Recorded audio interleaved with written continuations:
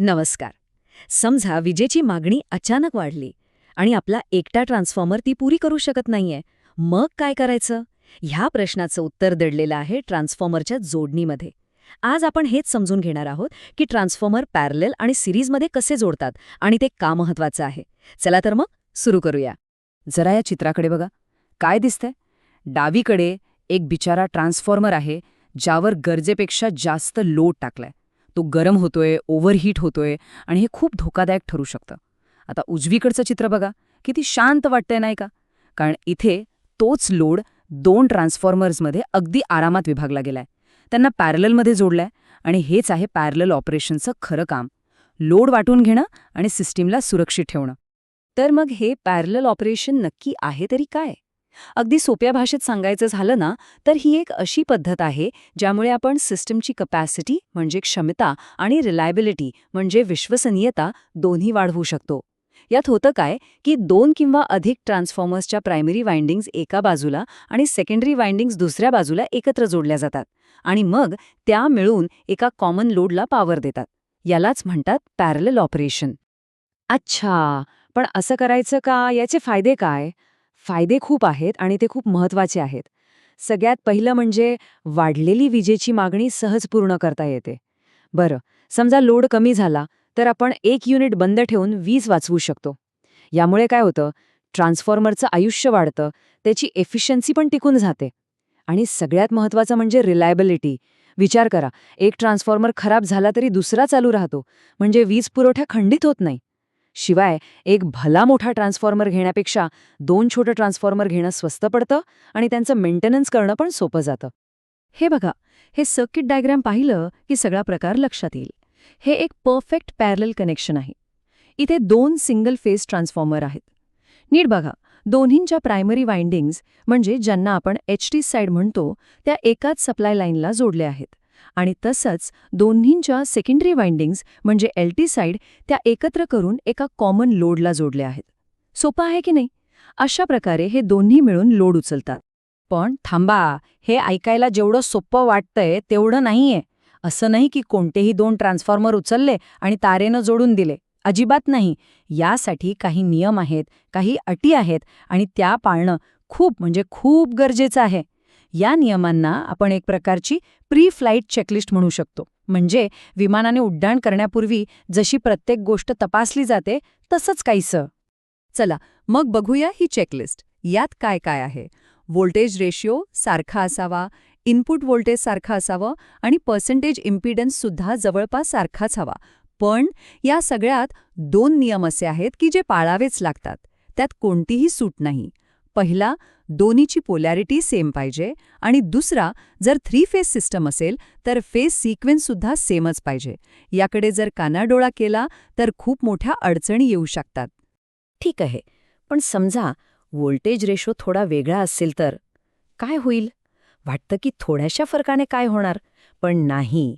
इथेच तर खरी मेख आहे. सेकंडरी व्होल्टेजमधला अगदी छोटासा फरकसुद्धा एका अशा करंटला जन्म देतो जो दिसत नाही पण खूप धोकादायक असतो. याला म्हणतात सर्क्युलेटिंग करंट. नावाप्रमाणेच हा करंट फक्त फिरत राहतो, सर्क्युलेट होत राहतो. कुठे? दोन्ही ट्रान्सफॉर्मर्सच्या वाइंडिंग्समध्ये. तो लोडपर्यंत पोचतच नाही. मग त्याचा उपयोग काय? काहीच नाही. उलट नुकसानच आहे. यामुळे वाइंडिंग्स खूप गरम होतात, प्रचंड ऊर्जा वाया जाते आणि हळूहळू ट्रान्सफॉर्मर खराब होण्याची शक्यता वाढते. यामुळे सिस्टीममधून पूर्ण क्षमतेने आउटपुट घेणंच अशक्य होऊन बसतं. आता दुसरा महत्त्वाचा मुद्दा, इम्पिडन्स मॅचिंग. हे समजायला हे तराजूचं उदाहरण अगदी परफेक्ट आहे. विचार करा, जर दोन्ही ट्रान्सफॉर्मर्सचा पर्सेंटेज इम्पिडन्स सारखा नसेल ना, तर लोड त्यांच्यात समान वाटला जात नाही. ज्याचा इम्पिडन्स कमी तो जास्त लोड उचलतो आणि ओव्हरलोड होतो, आणि ज्याचा इम्पिडन्स जास्त तो आरामात बसतो. म्हणजे एकावर सगळा भार आणि दुसरा निवांत. यामुळे पूर्ण सिस्टमच अनबॅलन्स होऊन जाते. आणि आता सगळ्यात महत्त्वाचा नियम, तो म्हणजे पोलॅरिटी. पोलॅरिटी म्हणजे काय? सोप्या शब्दात हे ठरवतं की दोन्ही ट्रान्सफॉर्मरमधनं येणारं सेकंडरी व्होल्टेज एकमेकांना मदत करणार की एकमेकांच्या विरोधात काम करणार. इथे बघा, 2 प्रकार आहेत. एक आहे सबस्ट्रक्टिव्ह पोलॅरिटी, जिथे समान टोके एकत्र येतात आणि व्होल्टेज कमी होतं. आणि दुसरी आहे ॲडिटिव्ह पोलॅरिटी, जिथे विरुद्ध टोके एकत्र येतात आणि व्होल्टेज वाढतं. मग ही पोलॅरिटी ओळखायची कशी? त्यासाठी एक साधी स्टँडर्ड टेस्ट आहे. काय करायचं? स्टेप 1. हाय व्होल्टेज वाइंडिंगचं एक टोक घ्या आणि लो व्होल्टेज वाइंडिंगच्या एका टोकाला जोडा. स्टेप 2. आता जी 2 टोकं मोकळी राहिली आहेत त्यांच्यामध्ये एक व्होल्टमीटर लावा. स्टेप 3. आता रेटेड व्होल्टेजपेक्षा जास्त नाही एवढा सप्लाय द्या. आता व्होल्टमीटरचं रीडिंग बघा. जर ते सप्लाय व्होल्टेजपेक्षा कमी आलं तर समजायचं ही सबस्ट्रॅक्टिव्ह पोलॅरिटी आहे, आणि जर रीडिंग जास्त आलं तर ती ॲडिटिव्ह पोलॅरिटी. सोपं आहे. तर मग ह्या सगळ्यातून लक्षात काय ठेवायचं?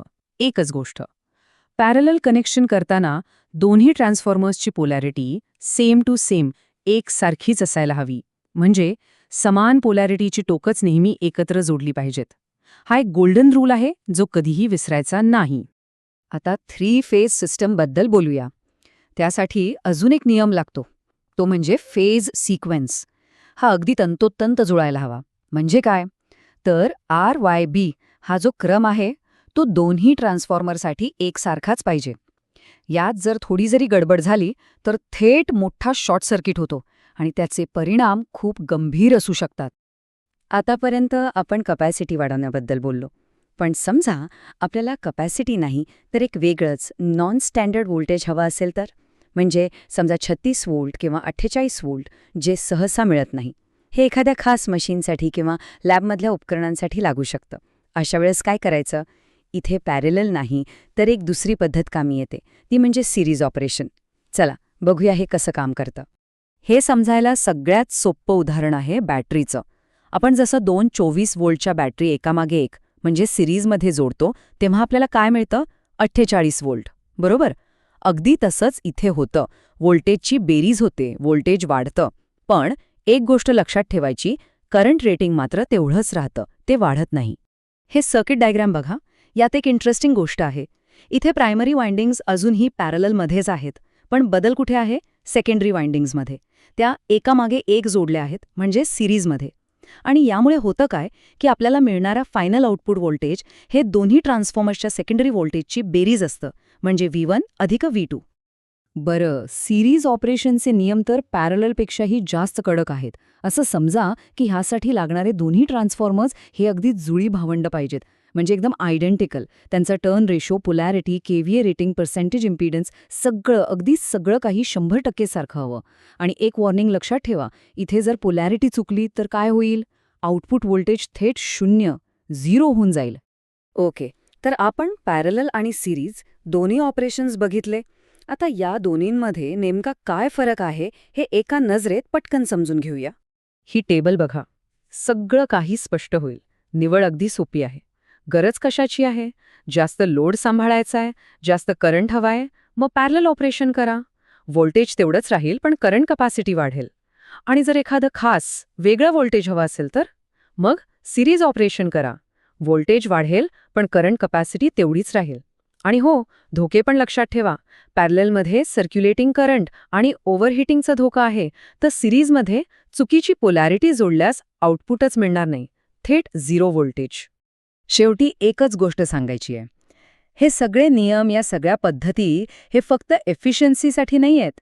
हे सगळं आहे सेफ्टीसाठी, सुरक्षिततेसाठी.